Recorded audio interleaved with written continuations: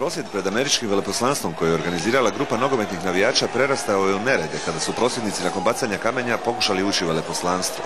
Jake policijske snage su ih rastjerale pa su se razbježali gradom, razbijajući pred sobom, prevrćući kontejnere, a među ostalim kamenovali su i slovensko veleposlanstvo.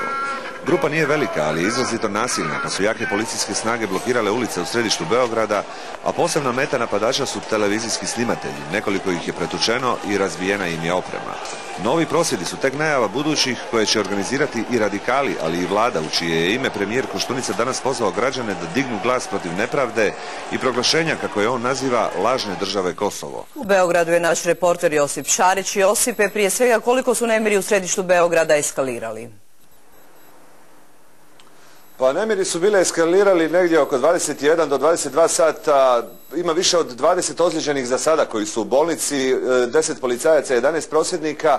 Policija je upravo prije par minuta izvijestila da je stanje u Beogradu mirno. Postoje još neke grupice koje bježe od policije po gradu, ali nevjerojatan broj pripadnika specijalne policije jednostavno je razbio prosvjednike na bilo kojoj lokaciji na koju su došli, a oni su uspjeli razbiti dva McDonaldsova restorana, prozore na slovenskoj ambasadi, napali su zgradu Skupštine, zgradu predsjednika Srbije.